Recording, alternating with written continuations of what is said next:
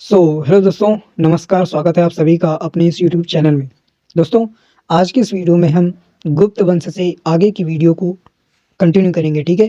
क्योंकि हमने मौर्यकालीन भारत तक जो भी टॉपिक था उसको हमने कवर कर लिया है, ठीक है? और उसी में हमने अशोक के बारे में पढ़ा और चंद्रगुप्त मौर्य के बारे में पढ़ा। देन हमने संगम युग के बारे में पढ़ा, ठीक है? अब आज की इस वीडियो में हम गुप्त वंश से आगे चलेंगे, ठीक है? तो चलिए शुरू करते हैं वीडियो को। तो देखिए कि जो गुप्त वंश है, ठीक है? तो गुप्त वंश ने लगभग 275 से 550 ईस्वी तक शासन किया। पूरा गुप्त वंश जो भी आप देखेंगे, चंद्रगुप्त मौर्य, चंद्रगुप्त प्रथम, समुद्रगुप्त, ये मतलब पूरा देखोगे तो 275 से लेके 550 ईस्वी तक शासन सभी ने किया, ठीक है? तो इनमें हम देखते हैं कि जो प्रमुख शासक हुए हैं, ठीक है, गुप्त वंश के, वो कौन कौन से हैं। तो सबसे पहला है श्रीगुप्त, ठीक है? फिर घटोत्कच, ठीक है? उसके बाद चंद्रगुप्त प्रथम, देन समुद्रगुप्त, देन कांच तथा रामगुप्त, चंद्रगुप्त द्वितीय, कुमारगुप्त प्रथम, उसके बाद स्कंदगुप्त, फिर पुरुगुप्त, कुमारगुप्त द्वितीय, बुद्धगुप्त और विष्णुगुप्त, ठीक है? तो कुल 12 लोगों ने शासन किया है गुप्त वंश में।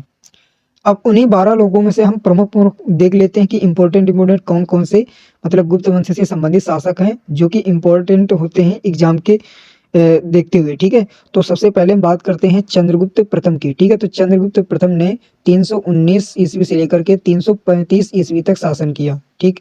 और चंद्रगुप्त प्रथम ने क्या काम किया? सोने का सिक्का जारी किया, ठीक है? और यह सोने का सिक्का जारी करने वाला प्रथम गुप्त शासक है, ठीक है? और गुप्त संवत 319 ईस्वी में प्रारंभ किया, ठीक है? यानी अपना जो कार्यकाल है 319 ईस्वी में इसने स्टार्ट किया, ठीक है? देन उसके बाद हम बात कर लेते हैं समुद्रगुप्त की। तो 335 ईस्वी से लेकर के 375 ईस्वी तक समुद्रगुप्त ने शासन किया, ठीक है? और इसने क्या काम करवाया? तो भैया इसने अश्वमेध का यज्ञ किया, ठीक है? और अश्वमेध प्रकार के सोने के सिक्के जारी किए, ठीक है? और हरिशेन की प्रयाग प्रशस्ति में समुद्रगुप्त की विजयों का उल्लेख है, ठीक? उपाधि इसकी क्या है कि भारत का नेपोलियन इसको कहा जाता है समुद्रगुप्त को। और इसको जो भारत का नेपोलियन की जो उपाधि दी थी वो किसके द्वारा दी गई थी? तो विसेंट स्मिथ स्मिथ के द्वारा दी गई थी। अब हम बात करते हैं चंद्रगुप्त द्वितीय की। तो चंद्रगुप्त द्वितीय 375 ईस्वी से लेकर के 415 ईस्वी तक इसने शासन किया, ठीक है? और इसी के समकालीन चीनी यात्री फयान आया था, ठीक है? और विक्रमादित्य की उपाधि धारण की किसने? चंद्रगुप्त द्वितीय ने, ठीक है? और मेहरौली लौह स्तंभ का संबंध इससे है। रजत का सिक्का जारी करने वाला प्रथम गुप्त शासक चंद्रगुप्त द्वितीय है। अब हम बात कर लेते हैं चंद्रगुप्त द्वितीय के दरबार के जो 9 रत्न थे वो कौन कौन से थे, ठीक है?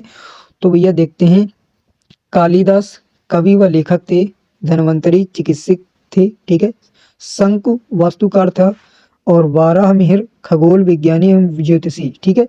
इसके बाद बात करते हैं वरुचि, तो व्याकरण था, ठीक है? यानी व्याकरण व्याकरण का पाठ करवाता था, ठीक है? और छपड़क था, वो फलित ज्योतिषी था। अमर सिंह कोशकार थे। बेताल भट्ट जादूगर था। और घटक पर, ठीक है, कूटनीतिज्ञ थे। तो कुल इस प्रकार से जो नवरत्न होते चंद्रगुप्त द्वितीय के समय के, वो ये थे। अब हम बात करते हैं कि गुप्तकालीन महत्वपूर्ण अभिलेख कौन कौन से हैं, ठीक है? लेकिन उससे पहले हम एक इम्पोर्टेंट पॉइंट जान लेते हैं कि स्कंदगुप्त ने हूणों को अंतिम रूप से पराजित किया, ठीक है? तो हूणों को अंतिम रूप से किसने पराजित किया? स्कंदगुप्त ने, ठीक है? अब हम देखते हैं कि महत्वपूर्ण जो भी गुप्तकालीन अभिलेख थे वो कौन कौन से हैं, ठीक है? तो कुमार गुप्तकालीन जो अभिलेख हैं उनमें से धनदय है, ताम्रपत्र जो कि राजशाही बांग्लादेश से, ठीक है? और बैग्राम ताम्रपत्र ये भी बोगरा बांग्लादेश में देखने को मिलता है।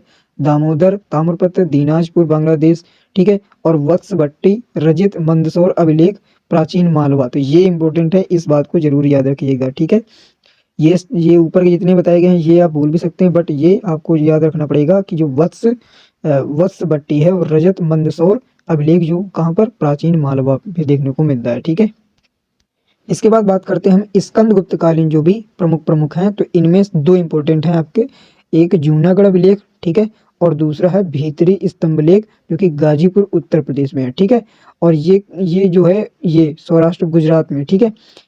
तो और एक ये है इरण अभिलेख सागर मध्य प्रदेश में। दोस्तों अब हम जान लेते हैं कि गुप्तकालीन जो प्रमुख मंदिर हैं वो कौन कौन से हैं, ठीक है? तो भारत में मंदिर निर्माण कला का आरंभ गुप्त काल में ही देखने को मिलता है, ठीक है? इसके बाद अब हम बात करते हैं कि गुप्तकालीन प्रमुख मंदिर कौन कौन से हैं। ठीक है, तो इनमें से देवगढ़ का दशावतार मंदिर जो कि ललितपुर में है। ठीक है, इसके बाद भूमरा का मंदिर जो कि नागौर मध्य प्रदेश में है। इसके बाद नचना कुठार का पार्वती मंदिर जो कि पन्ना मध्य प्रदेश में है। इसके बाद तिगवा का विष्णु मंदिर जो कि जबलपुर मध्य प्रदेश में है। इसके बाद भीतरगांव का कृष्ण मंदिर जो कि कानपुर उत्तर प्रदेश में है। ठीक है, इसके बाद जो सिरपुर का लक्ष्मण मंदिर है वो भी महासमुंद छत्तीसगढ़ में है। तो कुल इस प्रकार से 6 प्रमुख गुप्तकालीन मंदिर हैं। चलिए अब हम बात करते हैं वर्धन वंश की। ठीक है, वर्धन वंश के बारे में पढ़ लेते हैं। तो इनमें से भैया वर्धन वंश में जो प्रमुख शासक हुए हैं, ठीक है, तो इसके सबसे पहले देखिए संस्थापक कौन है, तो वो पुष्यभूति हैं। ठीक है, वर्धन वंश के। और इनमें जो प्रमुख शासन है, देखिए पुष्यभूति पहले, फिर नरवर्धन, राज्यवर्धन प्रथम, आदित्यवर्धन, प्रभाकर वर्धन, राज्यवर्धन द्वितीय और हर्षवर्धन। ठीक है, तो इम्पोर्टेंट को हम देख लेते हैं। तो इनमें जैसे हर्षवर्धन इंपॉर्टेंट है तो उनके बारे में हम पढ़ लेते हैं। तो हर्षवर्धन के बारे में हमें ये पढ़ना है कि हर्षवर्धन का जो शासन काल है यानी कितने कब से कब तक इसने शासन किया, तो 606 ईस्वी से लेकर के 647 ईस्वी तक इसने शासन किया। इनके पिता का नाम था प्रभाकर वर्धन। ठीक है, और माता का नाम था यशोमती। उपनाम इनका था शिलादित्य। हर्षवर्धन का उपाधि इनको मिली है सकलोत्तर पशनाथ की। ठीक है, इसके बाद इन्होंने जो रचनाएं कुछ की हैं वो है प्रियदर्शिका, रत्नावली और नागानंद।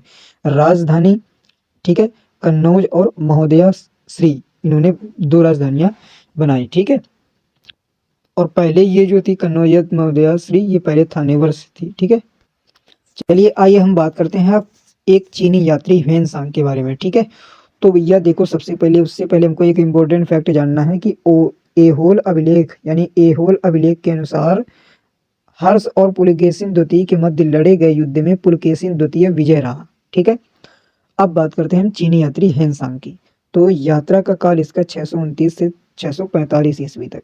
ठीक है, यात्रा का विवरण सियूकी नामक ग्रंथ में देखने को मिलता है। ठीक है, और हर्ष की राजधानी कन्नौज में आगमन सबसे पहले इसका हुआ 636 ईस्वी में। ठीक है, तो ये इंपॉर्टेंट आपको बातें याद रखनी है।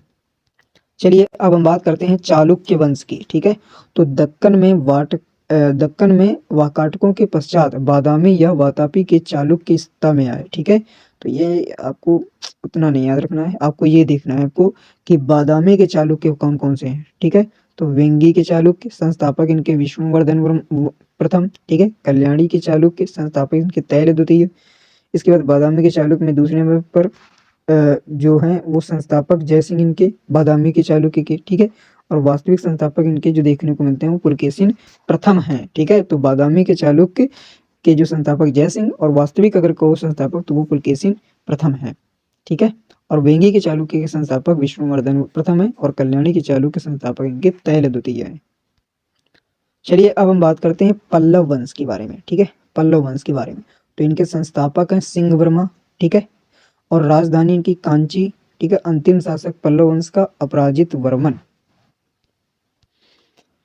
अब देखते हैं हम पल्लव यानी कि प्रमुख जो पल्लव शासक हैं उनमें से कौन कौन से हैं। ठीक है, तो उनमें से सिंह विष्णु। ठीक है, और किरातार्जुनीयम के लेखक भारवी दरबार में था। ठीक है, महेंद्र वर्मन प्रथम एकाश्म मंदिर निर्माण की शुरुआत करवाई। ठीक है, संस्कृत नाटक मत्त विलास प्रहसन की रचना इसने की। ठीक है, महेंद्र वर्मन प्रथम ने। नरसिंह वर्मन प्रथम 642 ईस्वी में चालुक्यों की राजधानी बादामी पर अधिकार कर लिया। ठीक है, और नरसिंह वर्मन द्वितीय ने महाबलीपुरम यानी मामल्लपुरम के रथ के मंदिर का शुभारंभ किया। ठीक है, और मंदिर के निर्माण की जो नई शैली है राजा सिंह शैली का प्रयोग इसने किया। ठीक है, और कांची के कैलाश मंदिर तथा महाबलीपुरम के तटीय मंदिर का निर्माण करवाया नरसिंह वर्मन द्वितीय ने। ठीक है, और इसके बाद देखते हैं तो नरसिंह वर्मन द्वितीय ने ही 10 कुमार चरित का लेखक दंडिन दरबार में था इसी के कार्यकाल में। ठीक है, तो इस प्रकार से हमने यहाँ तक देख लिया। ठीक है, आगे की वीडियो में हम देखेंगे चोल वंश के बारे में। ठीक है, तो आज के लिए इतना ही। तो इतने को रिवाइज कीजिए, फिर हम कल देखेंगे इसके आगे से। ठीक है, तो आई होप कि आपको ये वीडियो अच्छी लगी होगी और आपने थोड़े ही समय में कई सारी चीज़ों को देख लिया, पढ़ लिया। ठीक है, क्योंकि आपके पॉइंट ऑफ एग्जाम से बहुत ज़्यादा इंपॉर्टेंट है। ठीक है, तो मिलेंगे कल की वीडियो में, तब तक आप जहाँ भी रहें खुश रहें और अपनी तैयारी को बेहतर करते रहें।